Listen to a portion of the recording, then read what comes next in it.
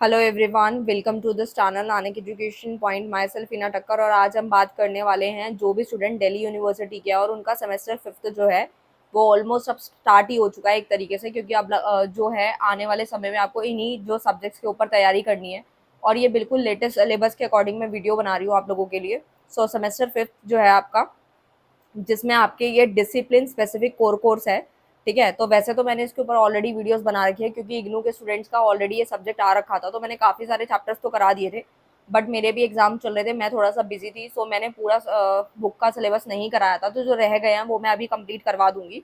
सो मैंने सोचा कि जो सोल के बच्चे हैं उन लोगों को पता होना चाहिए, ड्यू के बच्चों को उनका सिलेबस एग्जैक्ट पता होना चाहिए। तो सबसे पहले तो यूनिट नंबर 1 आएगी जिसमें आपको इंट्रोडक्शन पढ़ना है, जिसके अंदर बेसिक कॉन्सेप्ट होंगे इनकम टैक्स के।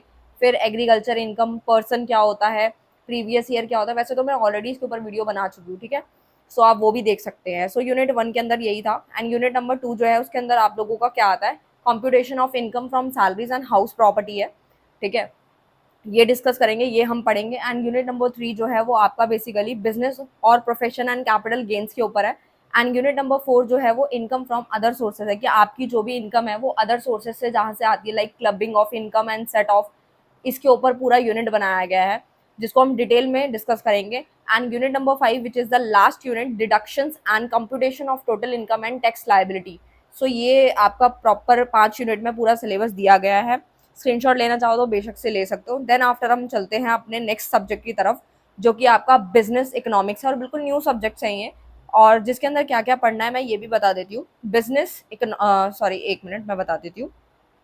जो ये रहा आपका बिजनेस इकोनॉमिक्स। ठीक है, तो बिजनेस इकोनॉमिक्स में सबसे पहला यूनिट नंबर 1 आता है जो कि आपका इंट्रोडक्शन पार्ट है, क्योंकि हर एक बुक का इंट्रोडक्शन पार्ट इज मस्ट, क्योंकि उसके बिना चीजें समझ नहीं आती। So introduction to business economics, आप सोचेंगे कि इसके अंदर डिमांड सप्लाई ये सब चीजें दे रखी है, ये आपने पहले भी पढ़ी है लेकिन बहुत शॉर्ट में पढ़ा था। अभी जो है आपको थोड़ा डिटेल में पढ़ना होगा क्योंकि आप ग्रेजुएशन में है।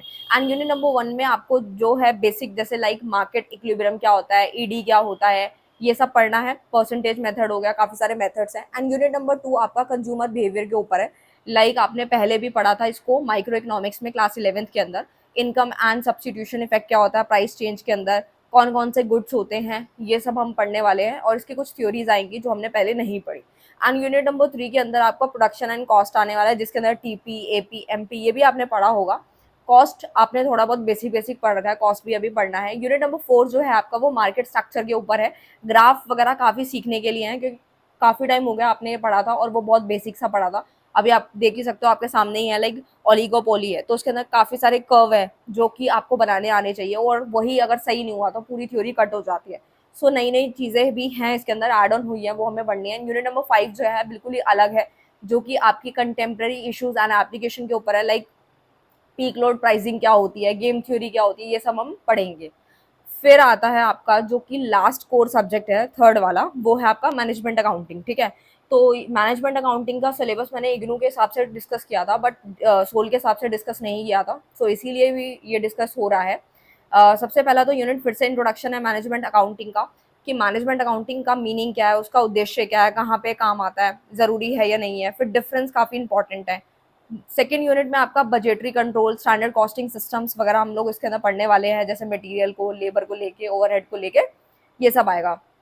मतलब ये है कि आपने जो अकाउंटिंग है, लाइक आपने फाइनेंशियल अकाउंटिंग पढ़ ली, कॉस्ट अकाउंटिंग पढ़ ली, उनसे आपको कंपेयर करके ये सब्जेक्ट पढ़ाया जा रहा है और ये काफ़ी एडवांस है। और ये मैनेजमेंट अकाउंटिंग है, कोर सब्जेक्ट है, तो पढ़ना तो पड़ेगा, स्किप नहीं कर सकते। यूनिट नंबर 3 आपका मार्जिनल कॉस्टिंग के ऊपर है, जिसके अंदर बेसिक ब्रेक इवन एनालिसिस हो गया, स्टेटमेंट्स हो गया, determination of cost in difference point हो गए, ये सब आएगा। यूनिट नंबर 4 आपका डिसीजन मेकिंग के ऊपर होता है, जिसके अंदर आपका बाय हो गया, मेक हो गया, एडिशन, एलिमिनेशन, प्रोडक्ट लाइन, ये सब हम पढ़ेंगे। एंड परफॉर्मेंस मेजरमेंट के अंदर यूनिट नंबर 5 है जो कि लास्ट है, जिसके अंदर आपको यहाँ पे रिस्पॉन्सिबिलिटी अकाउंटिंग सिखाई जाएगी कि कहाँ पे काम आती है, किस तरीके से की जाती है। तो ये यूनिट 5 में डिवाइडेड था।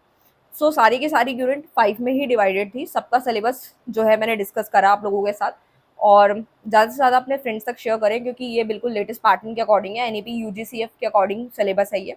पहले वाला आपको नहीं देखना, पुरानी कोई भी बुक फॉलो नहीं करनी, यही आपको चैप्टर्स पढ़ने हैं।